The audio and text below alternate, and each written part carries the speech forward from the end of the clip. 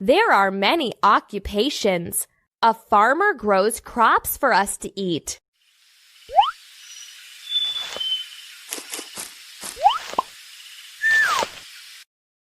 A gardener trims hedges and cuts the grass.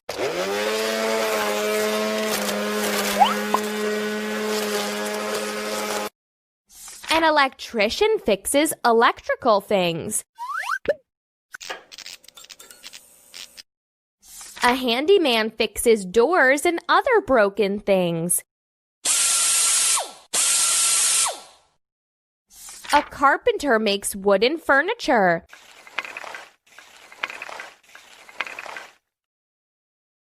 A seamstress makes clothes to wear. A doctor helps sick people get better.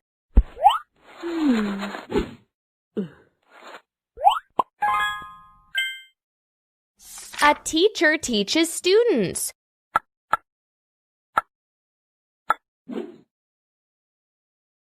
Who do you want to become when you grow up?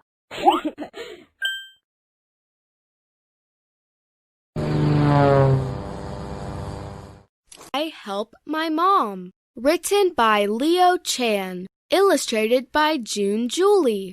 During the weekend, I help my mom do the housework.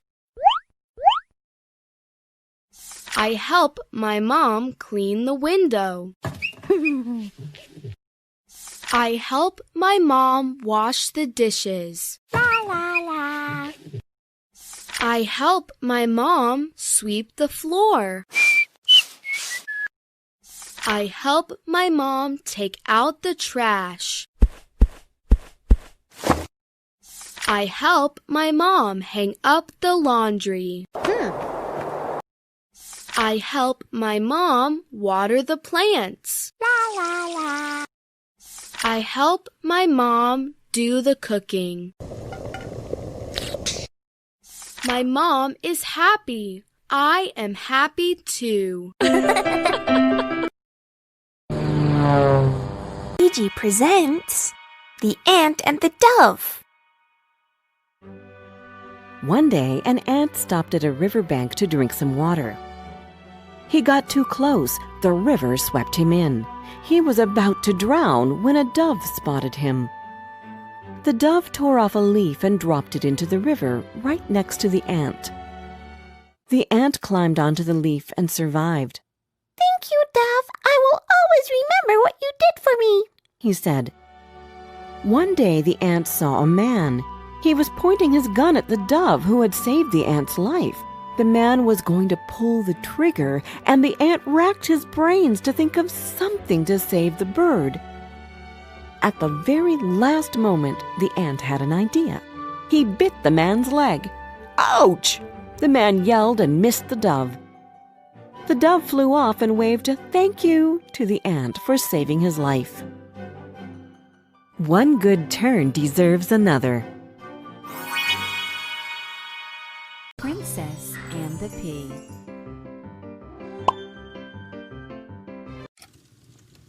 Many years ago, in a far land across the sea, there lived a gentle prince who was as handsome as can be.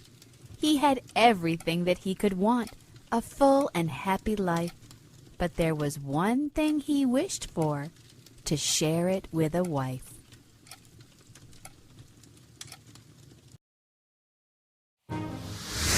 That day, the prince decided he would travel round the world and talk to every princess till he found the perfect girl.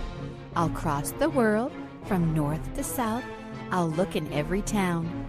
There must be someone waiting who is worthy of my crown.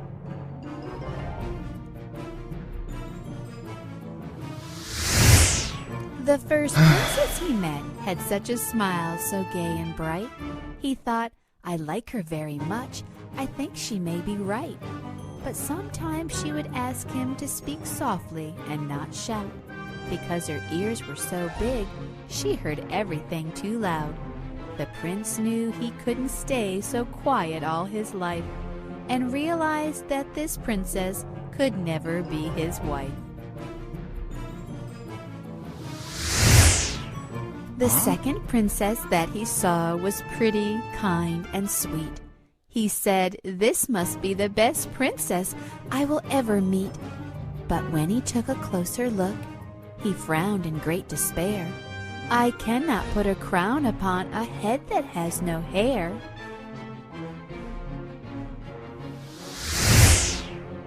The third princess he met had flowing hair so long and pale that everywhere she walked, it trailed behind her like a tail.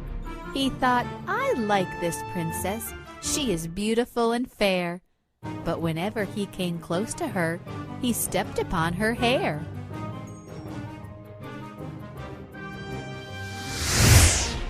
When the prince found the fourth princess, he thought she was the one.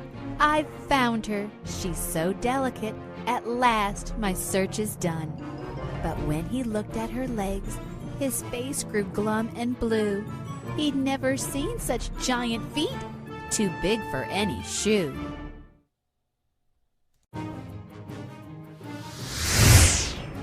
The prince continued searching high and low for his princess. And when he met the fifth, he thought, "At last, hooray, success!" A lovely face, a witty brain, a smile that really shone.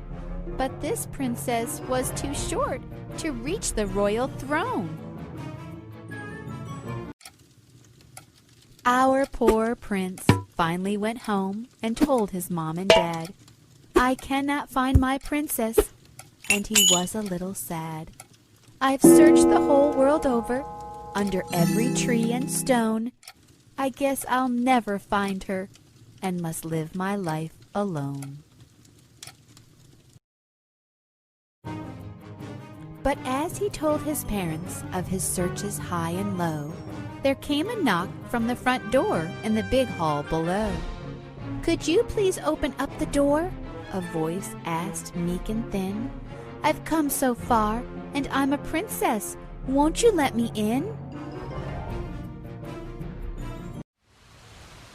"It's getting late. I'm cold and wet," the voice went on to say. "I'm tired and my kingdom is far. I've been outside all day." They opened up the gate and saw a girl in a simple dress, so they could not be sure she really was a true princess. The queen thought, "My son is the prince, for him only the best. To see if she's a princess, I will put her to the test. Under her mattress I will lay a tiny little pea, and if she feels uncomfortable, we'll know she's royalty." The room was warm and cozy, but the princess couldn't sleep. She tossed and turned, tried everything. She even counted sheep. Although the room was pretty and the sheets were soft and pink, the bed was so uncomfortable she didn't sleep a wink.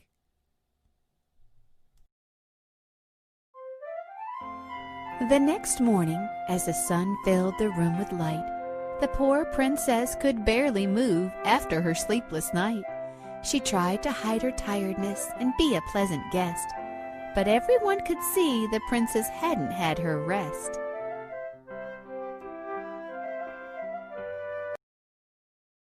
The princess tried to walk, but she could barely stand upright.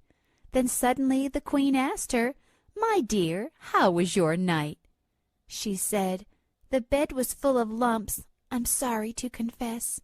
The queen gave a big smile and said, "We've found a true princess."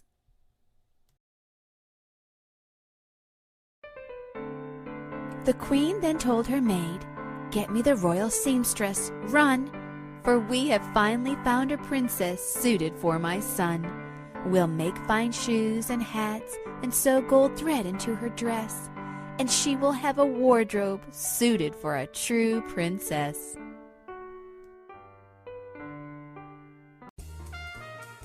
The princess wore her royal gown to lunch that very day, and when the prince laid eyes on her, he loved her right Tap the away. recording button beside He me to asked record her, my voice. "Will you marry me? I want to live with you."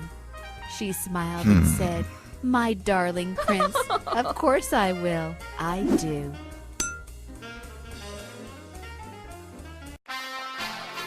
A royal wedding. What a joy. Excitement filled the air. The castle was abuzz, and guests came in from everywhere. The whole kingdom rejoiced in celebration noon to night. The prince and princess filled the hall with laughter gay and bright.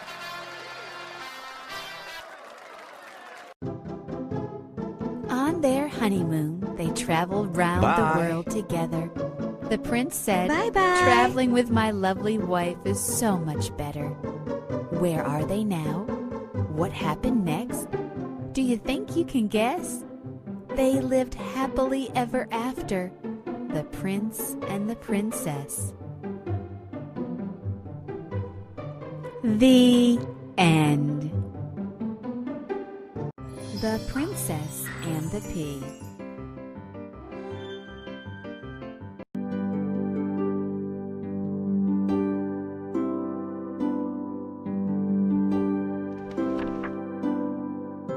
There once was a man and his beloved wife who lived happily together in a small house overlooking a magnificent garden full of the most beautiful flowers, fruits, and herbs.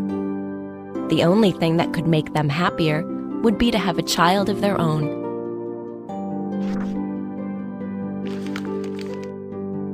Let's grow some flowers.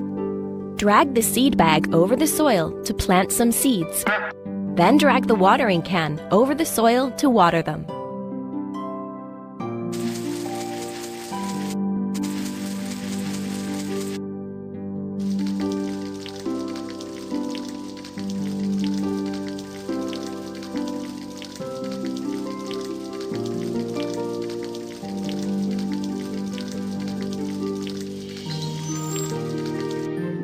Oh, what beautiful flowers!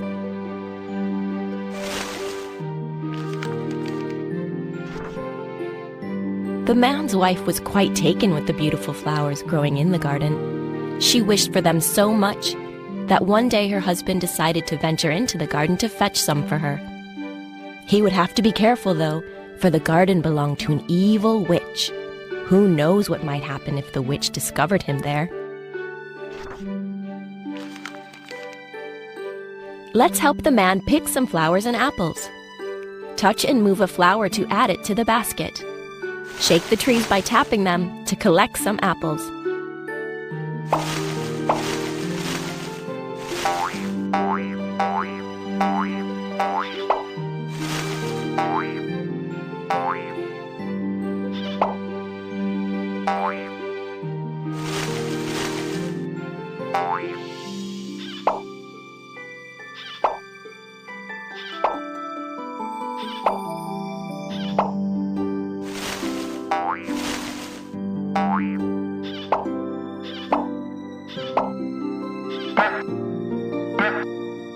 That's plenty, thank you. My wife will be very pleased.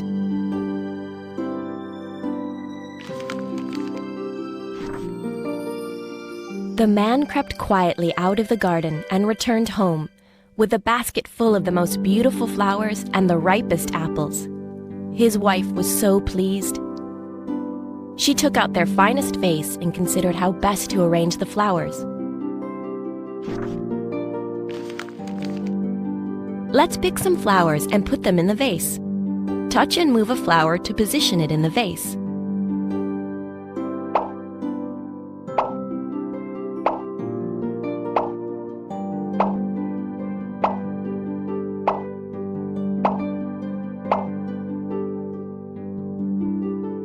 What a beautiful flower arrangement!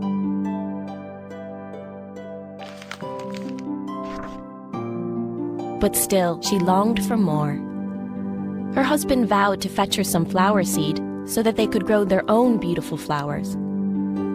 At twilight, the man entered the witch's garden. He had just begun to fill his wheelbarrow with seed when all of a sudden, the witch appeared. She was furious to find the man stealing from her garden. The man pleaded and pleaded with her. He told her that he only took the seed because it made his wife so happy. Her anger softened, and she agreed to let them have all the seed they wanted, if they promised to give her their firstborn child. The man in his terror agreed. Many years passed before the man's wife gave birth to their first child, a beautiful baby girl. At first, the man and his wife didn't get much sleep. Their newborn baby kept them awake most of the night. Feed the baby with the bottle by moving it to her. Make her laugh with the rattle by touching the rattle and shaking it above her. When she's tired, she'll go to sleep.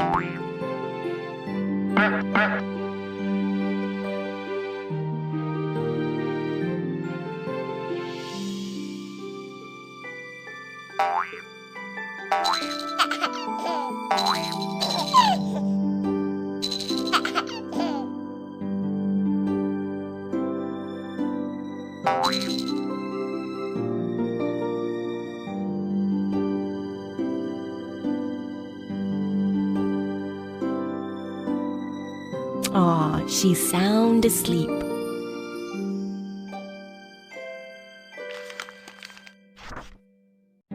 Before long, the witch appeared to remind the man and his wife of the promise that had been made. The witch named the baby Rapunzel and took her away. Rapunzel grew to be the most beautiful young woman in the land, and the witch did not ever want to lose her.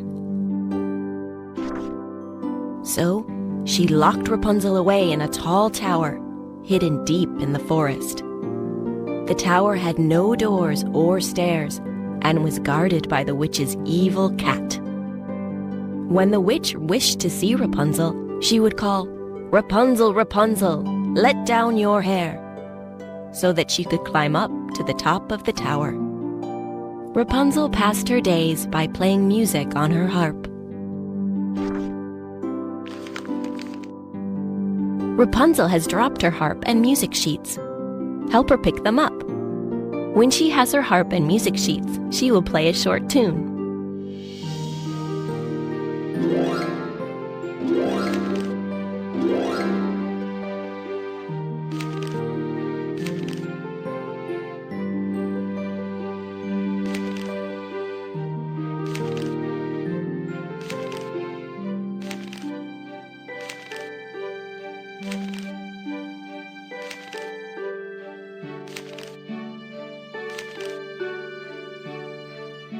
Thank you. Now I can play my harp again.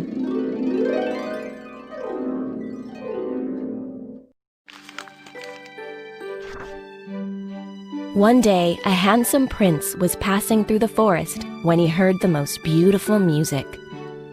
He searched and searched but could not find where it came from. Darkness was falling, so reluctantly he returned home to his palace. But, try as he might, he could not forget the beautiful music. It was not long before he was drawn back to the forest.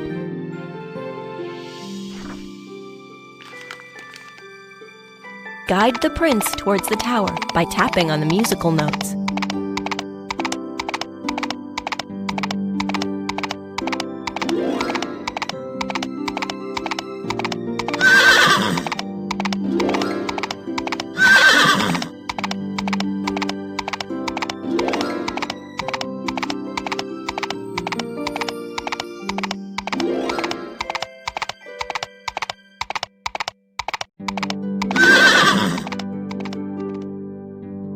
The music is coming from the top of that tower.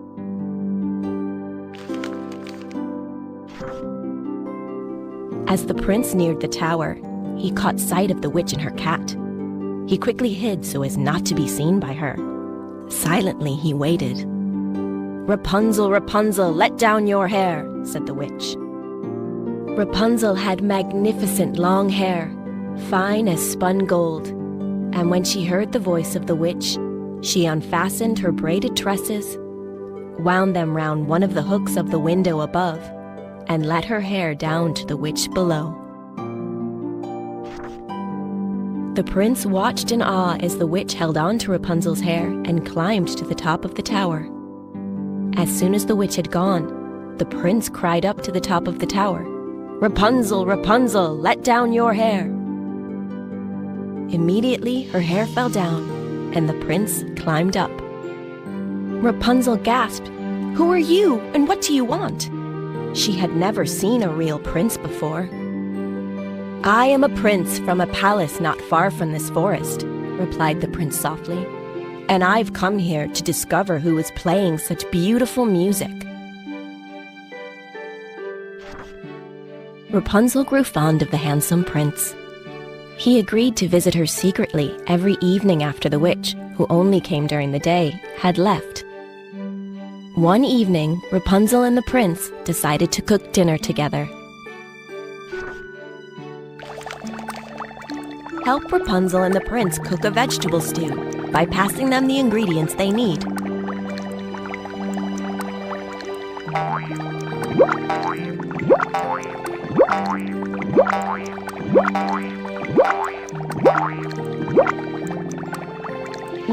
That smells good.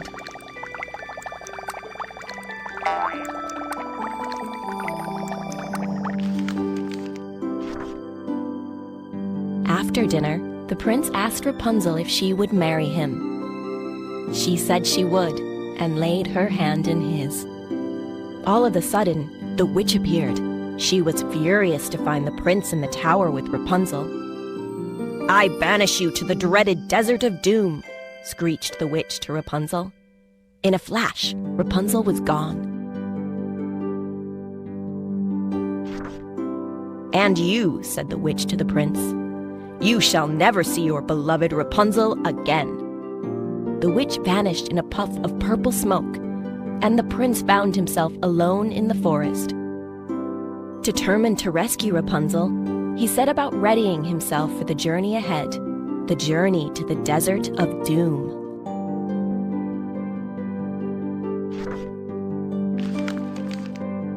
Help the prince prepare for his journey to the Desert of Doom. He'll need to travel light, so pack all the things he'll need into his satchel.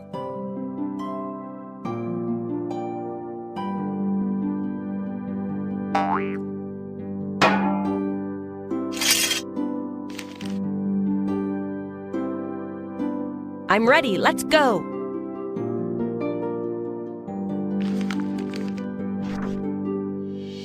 Equipped with everything he needed, the prince set out on his quest to find Rapunzel. After searching high and low, he finally came to the Desert of Doom. There in the distance stood a small hut, and inside there stood a figure. "Rapunzel, Rapunzel!" cried the prince as he ran towards the hut. It was indeed Rapunzel, and she knew his voice the moment she heard it. She fell on his neck and wept tears of joy. Together, they braved the elements and returned home to the prince's kingdom, where they were married. As for the old witch of the forest, she was never seen or heard from again. The prince and Rapunzel lived happily ever after.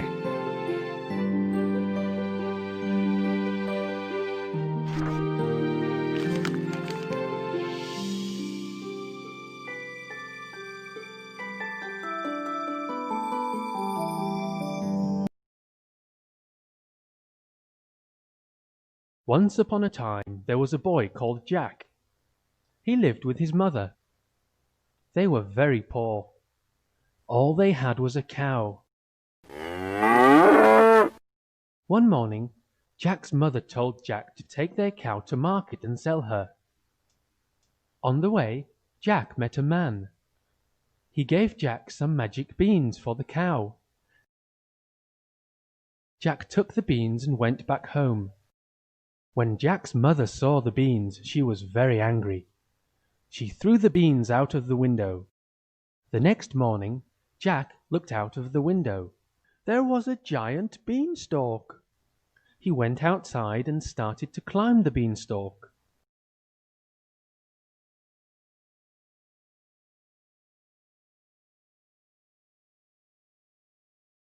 He climbed up to the sky through the clouds. Jack saw a beautiful castle. He went inside.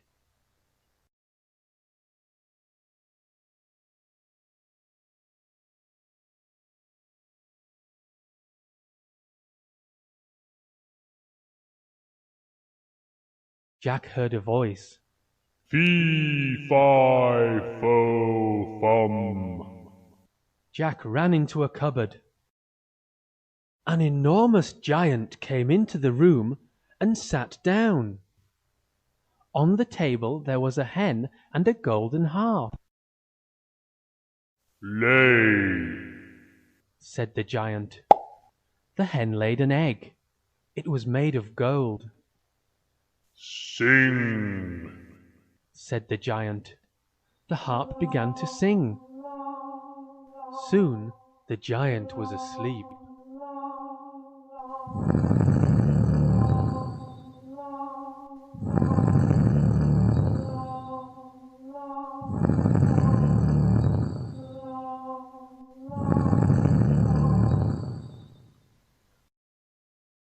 Jack jumped out of the cupboard.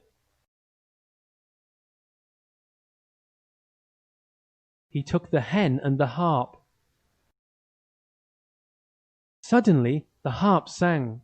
Help, master! The giant woke up and shouted. Fee-fi-fo-fum.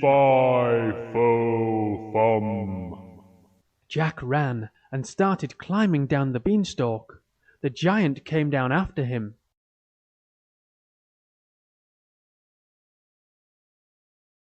Jack shouted, Mother, help! Jack's mother took an axe and chopped down the beanstalk. The giant fell and crashed to the ground. Nobody ever saw him again. With the golden eggs and the magic harp, Jack and his mother lived happily ever after.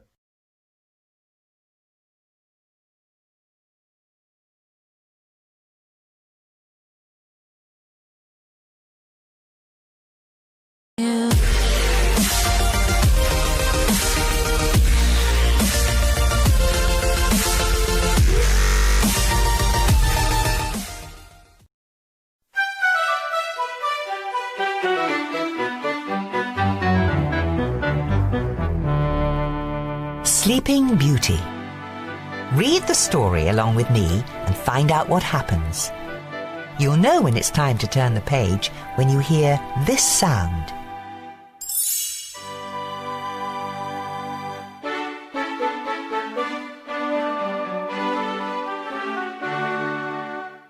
Long ago, there lived a good king named Stephen.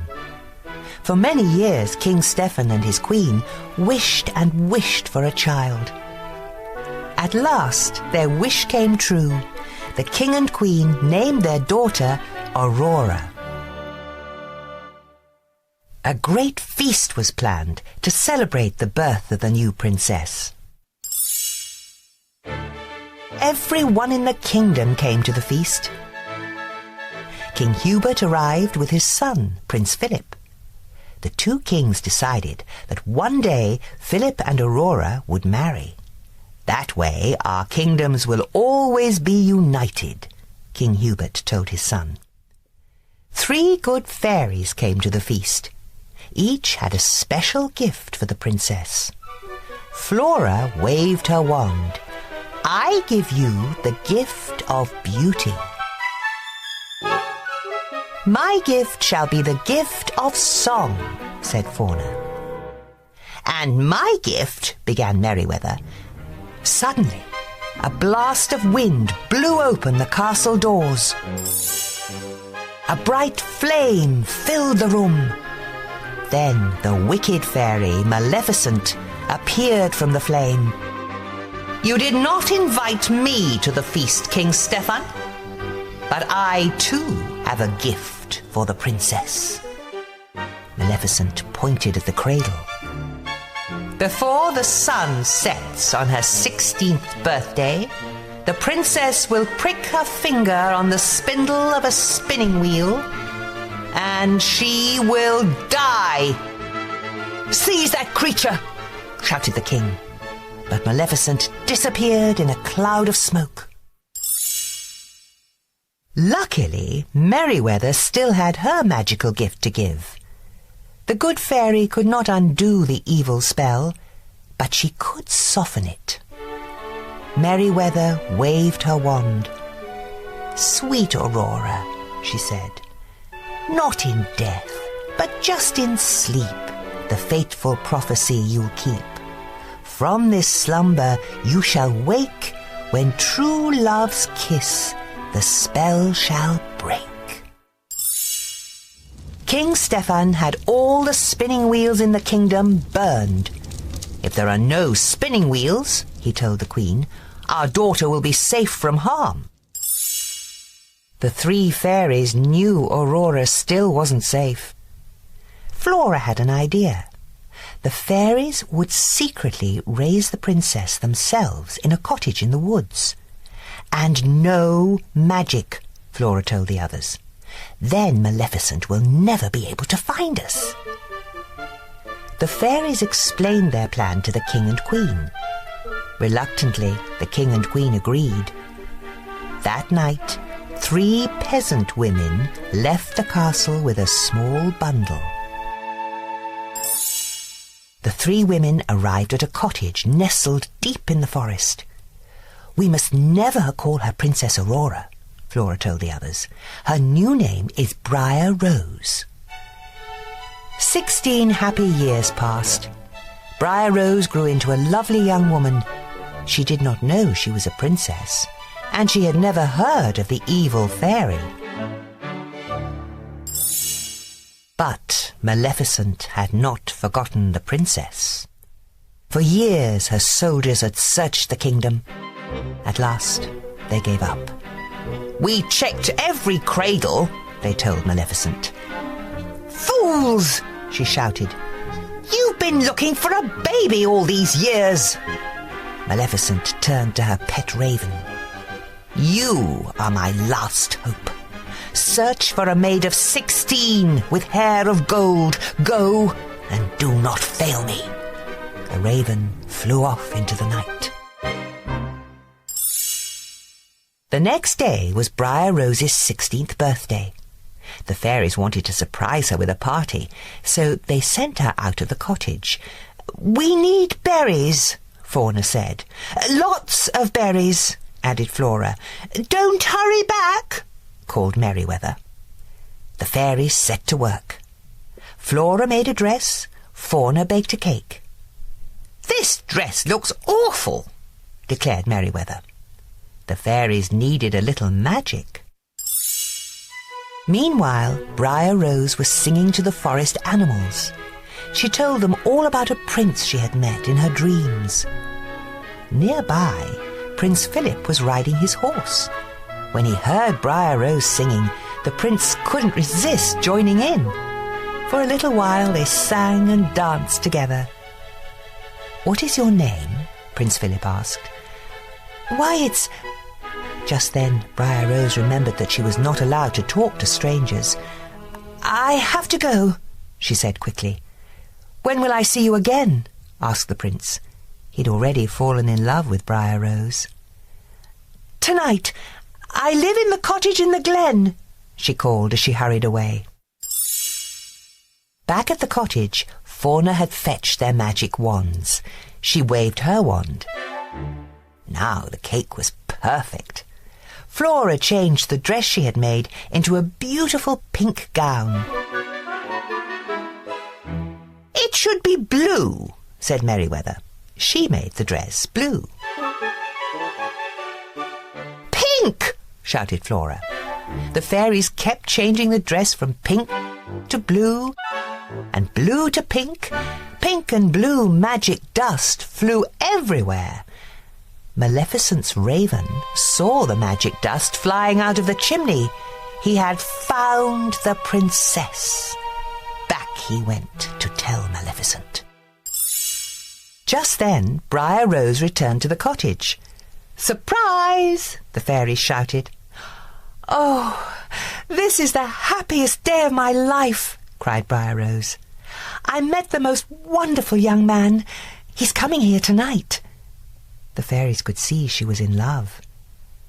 But that's terrible, said Fauna. Why? asked Briar Rose.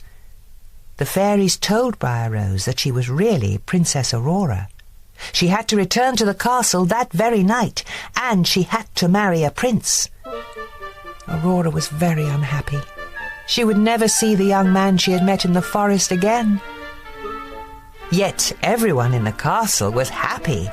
King Stephen couldn't wait to see his daughter, and King Hubert couldn't wait for her to marry Prince Philip. When they arrived at the castle, the fairies left to fetch the king and queen. No sooner had they gone than a magic ball of light appeared. Aurora followed it up the stairs to a small room. Maleficent was waiting for her with a spinning wheel. Aurora had never seen a spinning wheel before. She reached for the spindle. "Touch it," Maleficent hissed. Aurora touched the spindle and fell into a deep sleep. The three fairies had been searching for Aurora. They found her lying on the floor, fast asleep. The fairies placed the princess on a bed. "She will sleep until she is kissed by her true love," sighed Flora. "Perhaps he is the young man she met in the forest." "He was coming to the cottage tonight," remembered Merryweather. "Let's meet him there," said Flora. "But first, let's put everyone in the castle to sleep. That way, no one will know what has happened."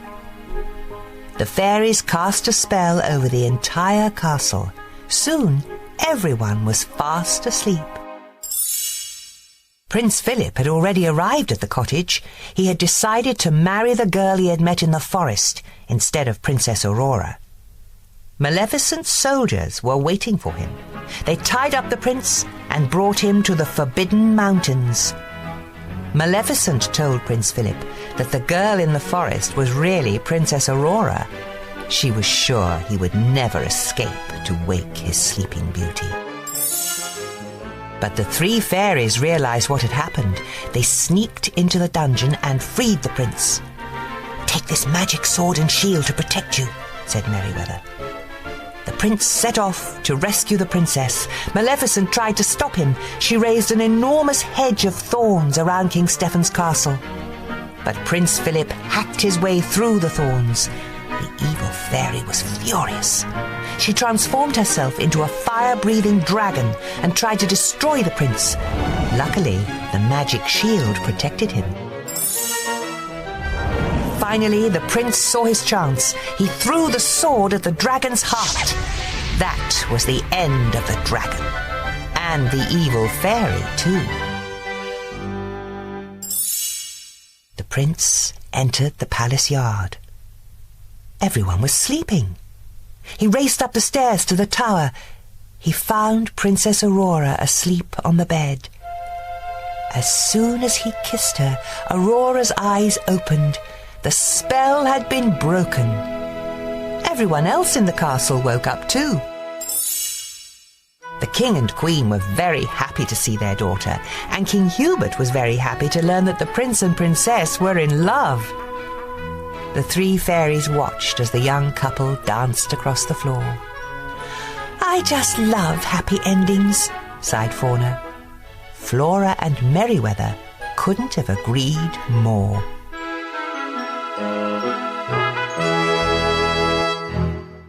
The fairy. Once upon a time, there was a widow who lived with her two daughters. The elder daughter, Hilda, was the spitting image of her mother both in appearance and in character. People would often mistake them for each other. They were both equally spiteful and haughty. The younger daughter, Charlotte, took after her father. She was modest and well-behaved, and on top of that, she was the most beautiful girl in the country. This drove her mother crazy, and she hated Charlotte as intensely as she loved Hilda. She made the girl work from morning until long into the evening, and would make her eat her meals alone in the kitchen. One of the many duties that Charlotte had to do was to fetch water twice a day from a spring which was half an hour's walk from their house. One day, the poor girl was at the spring rinsing the water jug when suddenly an old lady came up to her and begged for some water to drink. "Of course, ma'am," Charlotte replied and filled the jug with water from the cleanest part of the spring. Then the girl lifted the jug for the old woman to help her drink more easily.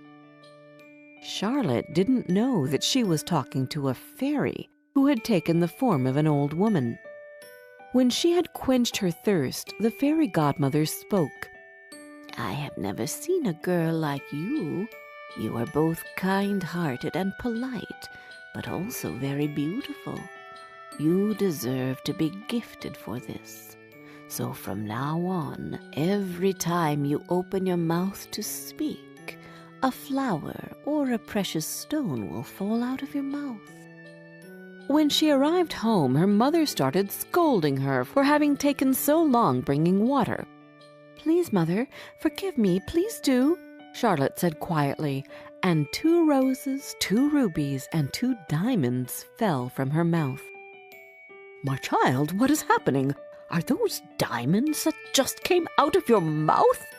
It was the first time she had referred to Charlotte as her child. How did this even happen? Tell me everything, her mother said. And so the girl told her all about the old woman who had asked her for water and who had then bestowed that gift upon her. If what you are saying is true, then your sister should go to the spring as well. Then she called the elder daughter. Hilda! Come here at once and look what's coming out of your sister's mouth. Wouldn't you like to have the same gift as her? You should go to the spring and wait until some old woman asks you for water. Are you sure you want me to work? The spoiled girl asked arrogantly.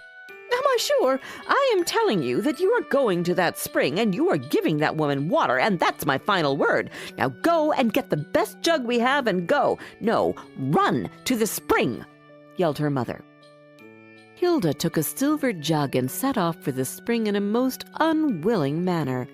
Just as she arrived at the place, a beautifully dressed young woman came out of the woods and approached the elder sister. Can I have some water, please? It was the same fairy who had appeared to Charlotte, but this time she had disguised herself as a princess. Say what? Hilda answered as rudely as she could. Listen, madam, if you believe that I came all the way to this stupid spring so that your highness could drink, you are wrong. If you want some water, get it yourself. You are not a very polite young girl, are you? Replied the fairy peacefully. You don't deserve flowers and diamonds, but snakes and frogs to fall out of your mouth when you speak. So shall it be. The fairy cast her spell and went back into the woods. Hilda went home and her mother started asking her questions. Did you see the fairy? Did she cast the same spell on you as she did on your sister? Answer immediately. No, she didn't, replied Hilda angrily, and 2 frogs and a snake fell out of her mouth. What is that? This is your sister's fault. I will get her now, and she will get what she deserves. She ran to find Charlotte, but the girl escaped into the woods where she sat and cried. Suddenly, Charlotte heard the noise of horses' hooves coming her way, and a moment later, the person making the noise appeared. It was the prince. He asked the girl what she was doing alone in the woods and why she was crying. My mother chased me out of the house, so I hid here, Charlotte explained. As the girl was speaking, sapphires, emeralds, rubies, diamonds, and a few flowers fell out of her mouth. The prince fell in love with her gentle voice, lovely face, and beautiful looks. He was amazed by her gift, and so he proposed to her. She agreed to become a princess, and everyone lived happily ever after. Everyone besides the elder daughter, who turned out to be so impossible to live with that her own mother drove her out of the house, and she wandered in the woods, spreading snakes and frogs wherever she went. So you see, although it can be troublesome at times to be kind and polite, it can also bring you good when you least expect it. And it can be worth more than all the diamonds in the world.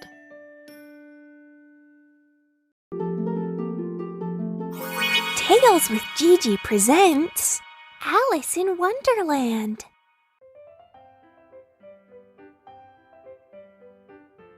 Alice was beginning to get very tired of sitting by her sister on the bank, and tired of having nothing to do. Once or twice she had peeped into the book her sister was reading, but it had no pictures or conversations in it. "And what good is the use of a book," thought Alice, "without pictures or conversation?" So she was considering in her own mind, as well as she could, for the hot day made her feel very sleepy and stupid, whether the pleasure of making a daisy chain would be worth the trouble of getting up and picking the daisies. When suddenly a white rabbit with pink eyes ran close by her. The rabbit pulled a watch out of his pocket to check the time. He shook his head, then disappeared down a rabbit's hole. "I must find out why he's in such a hurry," cried Alice. Filled with curiosity, she ran to the rabbit's hole and peeped through the entrance. The hole dropped suddenly, and Alice fell. She fell for a long time, when suddenly she came upon a little three-legged table, all made of solid glass. There was nothing on it except a tiny golden key. When she looked around again, she came upon a low curtain she had not noticed before, and behind it was a little door about 15 inches high. She tried the little golden key in the lock, and to her great delight, it fit. She opened the door and saw a beautiful garden through it, but she couldn't reach it as she was too big. When she turned around toward the three-legged table, Alice found a green bottle that said, "Drink me," magically appeared on it.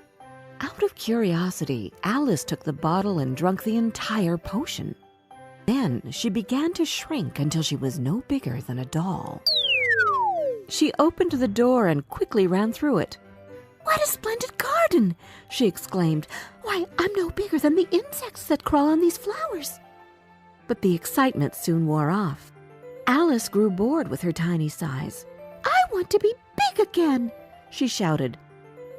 Her shouts startled the white rabbit, who ran past her again.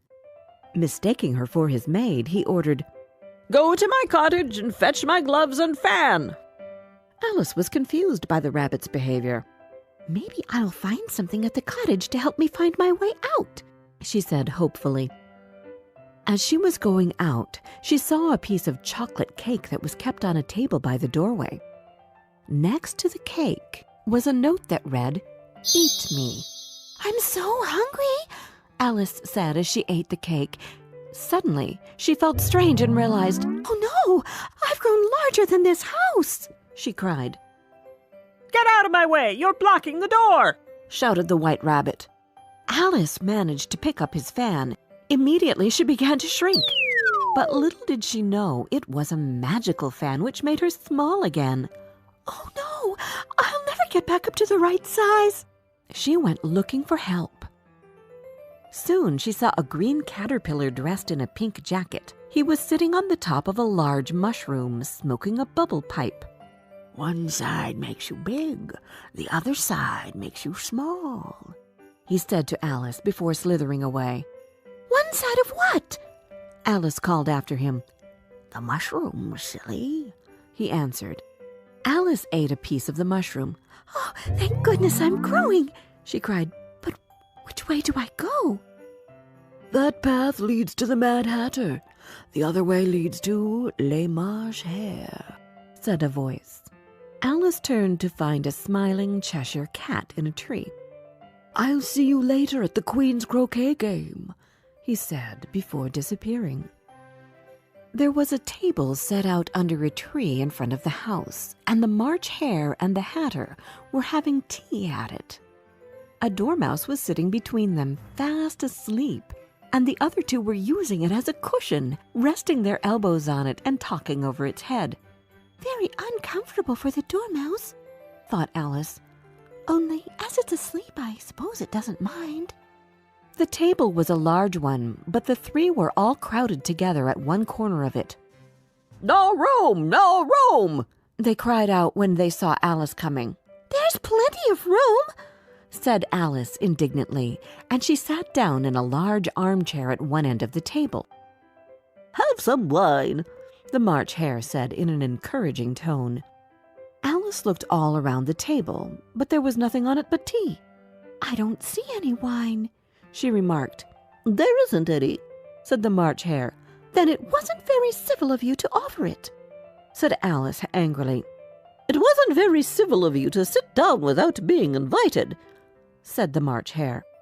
"I didn't know it was your table," said Alice. "It's laid out for a great many more than 3. "You may stay if you answer my riddle," shouted the Mad Hatter.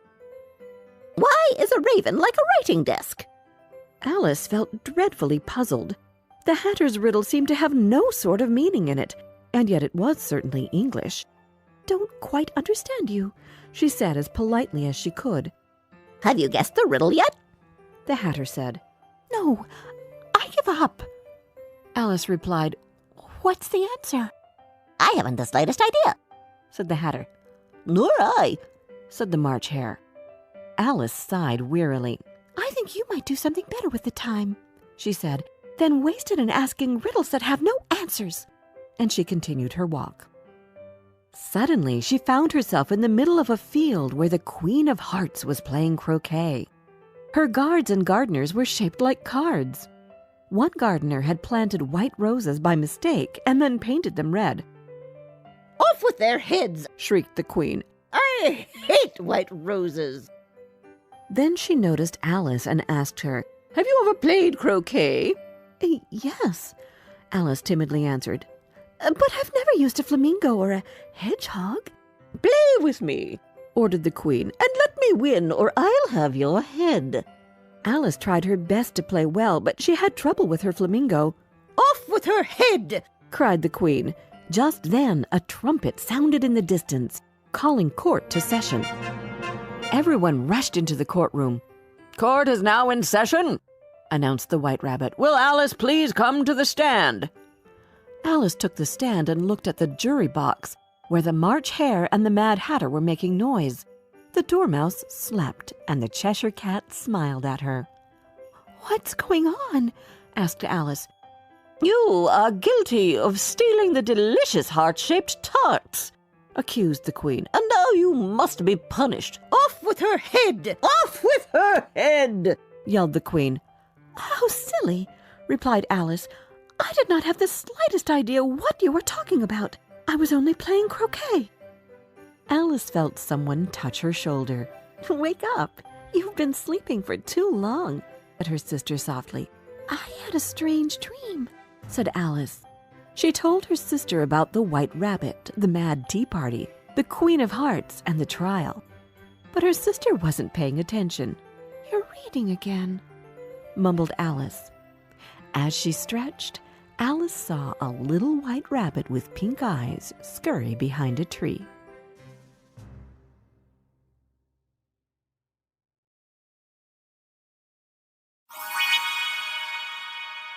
Did you like this story? Download our storytelling app, Tales with Gigi, where you can find more than 30 other fairy tales and fables which can come in handy during feeding time, bedtime, or on road trips. And don't forget to subscribe to our channel. We've got new tales coming out every Wednesday.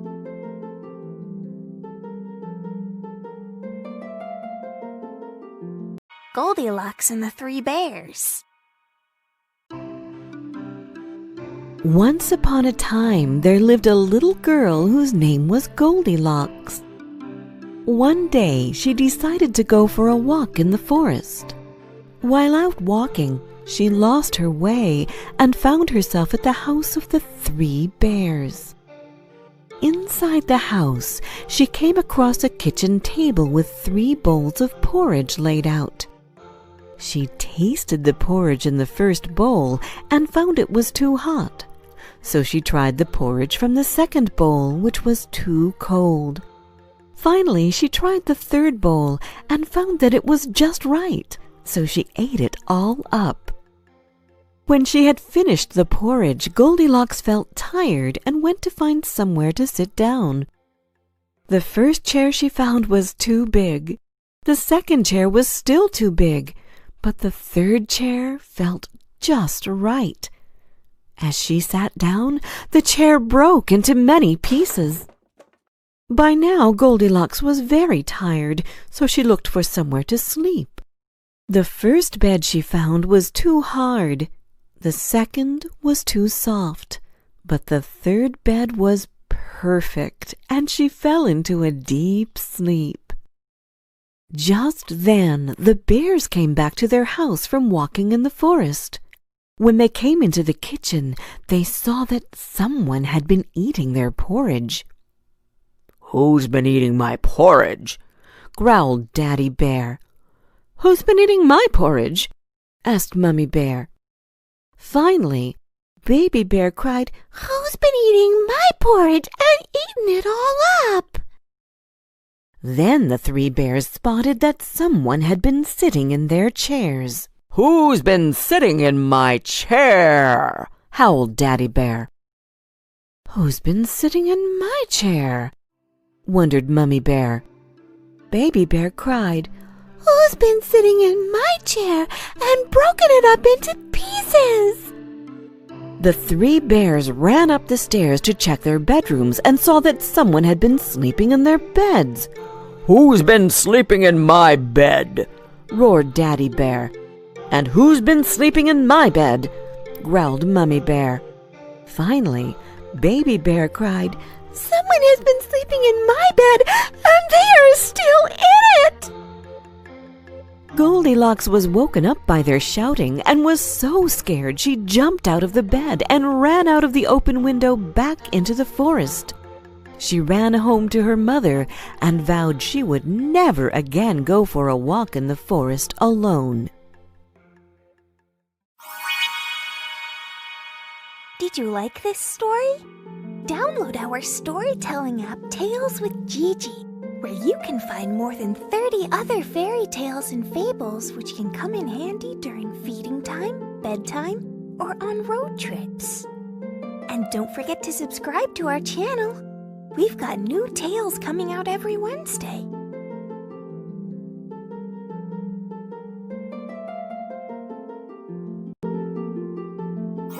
Tales with Gigi presents Cinderella. Once upon a time there was a kind and beautiful girl whose name was Cinderella. She lived with her cruel stepmother and stepsisters, where she was treated as a servant and spent her days cleaning, tidying, and waiting on them, hand and foot. Despite their cruelty, Cinderella would always remember her mother's words, "Have courage and be kind." One day, an invitation to a royal ball arrived. The prince was looking for a bride, and everyone in the kingdom was invited.